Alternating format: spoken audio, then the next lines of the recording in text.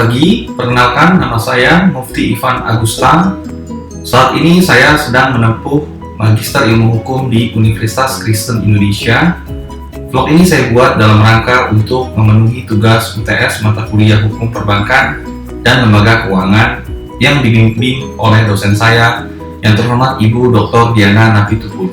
Dalam vlog ini saya akan mencoba menjelaskan materi tentang pengertian dan landasan hukum penggadaian, sifat-sifat gadai, syarat sah terjadinya gadai, dan juga hak serta kewajiban penerima dan pemberi gadai. Kita mulai membahas apa itu penggadaian. Di Indonesia, lembaga keuangan terdiri dari dua, yaitu lembaga keuangan bank dan lembaga keuangan non-bank. Kedua lembaga ini selain memiliki fungsi sebagai lembaga intermediasi, juga memiliki fungsi untuk menyalurkan dana kepada masyarakat. Saat ini, permintaan akan pinjaman menjadi kebutuhan dasar bagi masyarakat, baik yang diperuntukkan untuk kegiatan konsumsi maupun untuk modal usahanya. Masyarakat dapat melakukan pinjaman kredit dengan mengajukan pinjaman kepada lembaga keuangan perbankan maupun lembaga keuangan non-bank. Namun kenyataannya, bank sebagai lembaga keuangan belum dapat dijadikan alternatif pertama untuk memenuhi kebutuhan pinjaman dana. Kendalanya adalah saat meminjam uang di bank, masyarakat mengalami kesulitan seperti prosedur yang rumit, persyaratan yang sulit dipenuhi, proses yang relatif lama, serta tidak semua barang dapat dijadikan jaminan di bank. Sehingga banyak masyarakat Indonesia menjadikan penggadaian sebagai alternatif untuk meminjam, khususnya bagi masyarakat yang memiliki ekonomi menengah ke bawah dan membutuhkan pinjaman dalam waktu singkat serta tidak menyulitkan mereka. Kita masuk pembahasan mengenai pengertian gadai. Istilah gadai berasal dari terjemahan dari kata pound bahasa Belanda atau pledge atau pound bahasa Inggris. Ketentuan-ketentuan mengenai gadai diatur dalam KUH Perdata Bab 20 Buku 2 KUH Perdata Pasal 1150 sampai dengan Pasal 1160. Menurut Pasal 1150 KUH Perdata, gadai merupakan suatu hak yang diperoleh berpiutang atas suatu benda bergerak yang diserahkan kepadanya oleh seorang berutang atau orang lain atas namanya dan yang memberikan kekuasaan kepada si berpiutang untuk mengambil pelunasan dari barang tersebut secara didahulukan dari orang-orang berpiutang lainnya. Kecuali haruslah didahulukan biaya untuk melelang barang serta biaya yang telah dikeluarkan untuk menyelamatkan barang yang digadaikan tersebut. Dari rumusan pasal 1150 KUH Perdata dapat diketahui bahwa untuk dapat disebut gadai terdapat unsur-unsur yang harus dipenuhi. Pertama, gadai diberikan hanya atas benda bergerak. Yang kedua, gadai harus dikeluarkan dari penguasaan pemberi gadai. Yang ketiga, gadai memberikan hak kepada kreditor untuk memperoleh pelunasan terlebih dahulu atas piutang kreditor atau droit de preference. Yang keempat, gadai memberikan kewenangan kepada kreditor untuk mengambil sendiri pelunasan secara mendahulu tersebut. Pengertian gadai yang tercantum dalam pasal 1150 KUH Perdata ini sangat luas. Tidak hanya mengatur tentang pembebanan jaminan atas barang bergerak, tapi juga mengatur tentang kewenangan kreditur untuk mengambil pelunasannya dan mengatur eksekusi barang gadai apabila debitur lalai dalam melaksanakan kewajibannya. Sifat-sifat gadai. Hak gadai memiliki sifat kebendaan pada umumnya, yaitu hak absolut, droit de suite, droit de preference, hak menggugat, dan lain-lain. Menurut ketentuan pasal 528 KUH Perdata, atas sesuatu kebendaan seseorang dapat mempunyai suatu kedudukan berkuasa, hak milik, hak waris, hak pakai hasil, hak pengabdian tanah, hak gadai ataupun hipotek. Kemudian dalam pasal 1152 ayat 3 KUH Perdata dinyatakan antara lain bahwa apabila barang gadai hilang dari tangan penerima gadai atau kecurian, maka ia berhak menuntutnya kembali sebagai mana yang dimaksud dalam pasal 1977 ayat 2 KUH Perdata. Pasal ini mencerminkan adanya sifat droit de suite karena hak gadai terus mengikuti bendanya di tangan siapapun. Demikian juga di dalamnya terkandung suatu hak menggugat karena si penerima gadai berhak menuntut kembali barang yang hilang tersebut.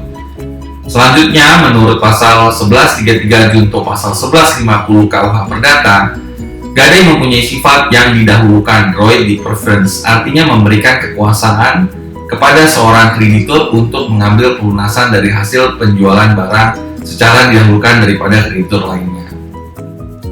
Lalu syarat sah dan terjadinya gadai. Secara umum, syarat sah gadai adalah sebagai berikut. Pertama, harus ada perjanjian gadai.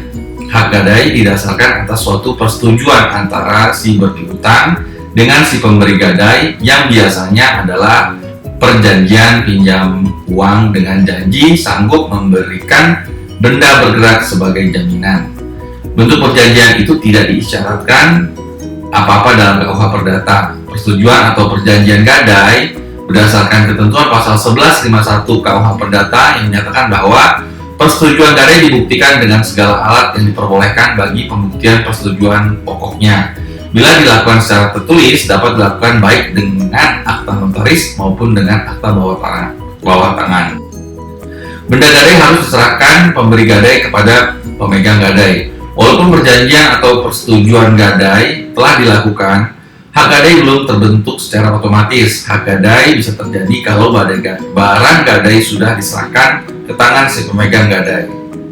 Hal ini sesuai dengan ketentuan pasal 1152 ayat 1 dan ayat 2 KUH Perdata yang menyatakan bahwa hak gadai atas benda-benda bergerak dan atas piutang-piutang bahwa diletakkan dengan membawa barang gadainya di bawah kekuasaan si berpiutang atau seorang pihak ketiga tentang siapa telah disetujui oleh kedua belah pihak.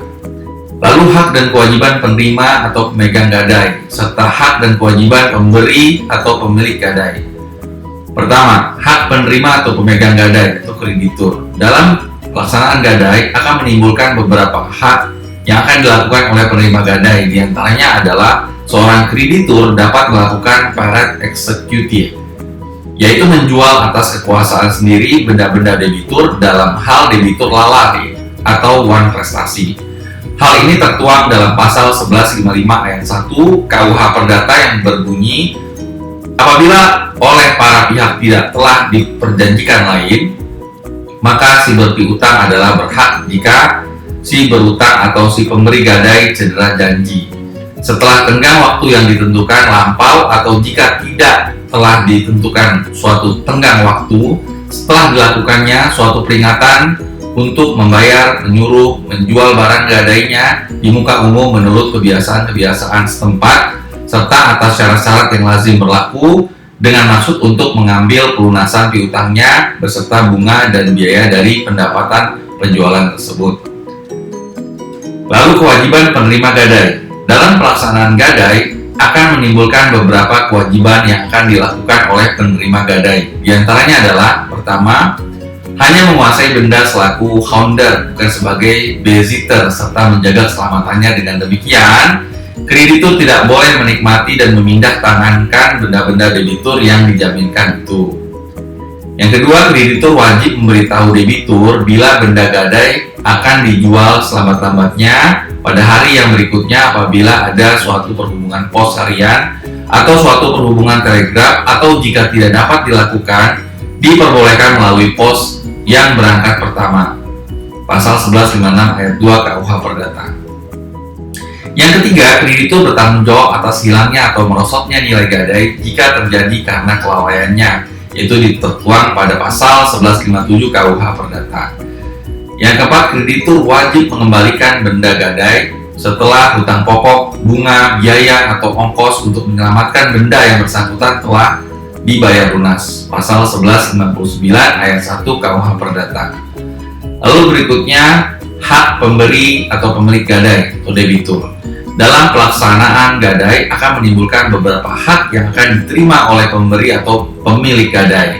Di antaranya adalah, pertama, jika hasil penjualan barang gadai setelah diperhitungkan untuk pelunasan pembiayaan hutang debitur, termasuk beban bunga dan biaya-biaya lainnya masih berlebihan, maka debitur berhak menerima kelebihan dari hasil penjualan barang gadai tersebut.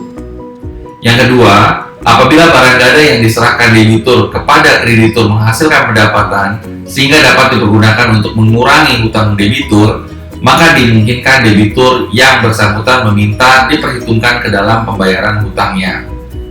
Lalu kewajiban pemberi gadai.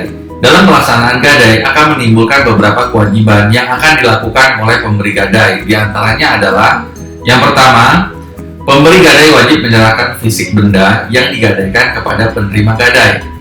Yang kedua, debitur pemberi gadai menyerahkan kelengkapan dokumen jika ada sebagai bukti kepemilikan barang gadai yang bersangkutan. Yang ketiga, pemberi gadai wajib mengganti segala biaya yang berguna dan diperlukan yang telah dikeluarkan oleh kreditur penerima gadai guna keselamatan barang gadai. Pasal 1157 ayat 2 KUH Perdata. Demikianlah beberapa hal yang bisa saya sampaikan. Sebelumnya saya mohon maaf yang sebesar-besarnya karena keterbatasan saya dalam mempresentasikan materi ini. Semoga materi ini dapat diterima. Saya ucapkan terima kasih kepada yang terhormat Ibu Dr. Dina Nafitupulu atas perhatiannya. Terima kasih banyak.